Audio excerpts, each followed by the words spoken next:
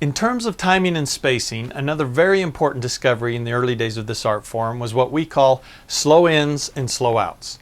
As the early animators studied movement, they discovered that living things don't just abruptly start or stop at the end or start of a move, because that would look robotic.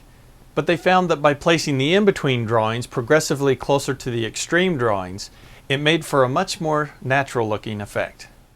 For example, if I were going to animate a ball moving from point A to point B and coming in and rolling to a stop, I would want to use a slow in. Basically, this is done by taking the first pose and the last pose and creating an exact in-between those two extreme drawings. We'll put a spacing chart above it so you can clearly see how a slow in is spaced.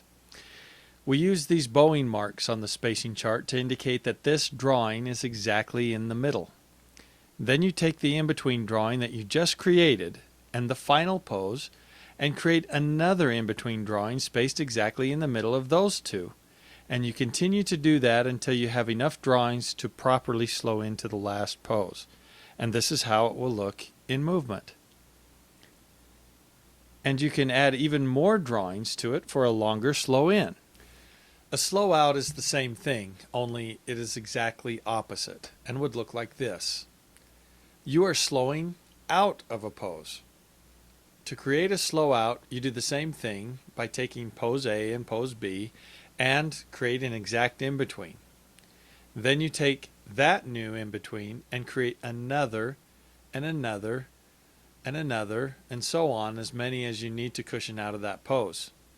The animation will look like this.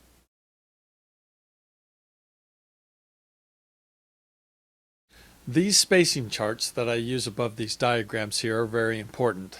They are how we show what the spacing will be between our main poses. However, we do not place them right next to our drawings, but these are normally placed on the top right corner of our paper and will look something like this.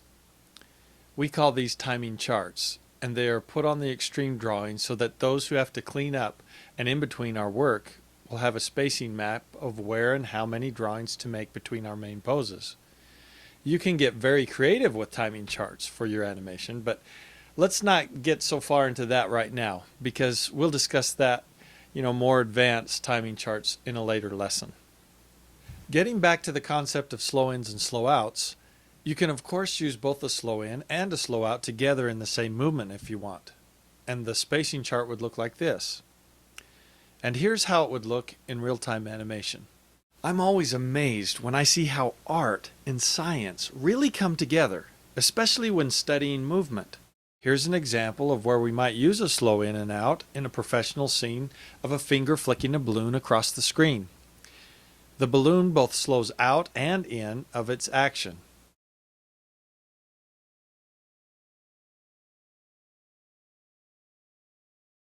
And here is looking at the same movement pattern represented by this simple circle. If we do not use the principle of slow ins and outs in our animation, it will look clunky and stiff, like this example of a beginning student's animation. Let's look at one more similar example. Again, a ball that is moving from pose A to pose B on a straight line, slowing out and slowing into the main poses. I imagine this to be a heavy bowling ball that is being rolled by a little girl as far as she can possibly roll it. Using slow ins and outs is a simple spacing concept, but makes all the difference in the world when applied in a sophisticated manner, as you can see from this scene. The timing we choose to use is what gives it weight and identity.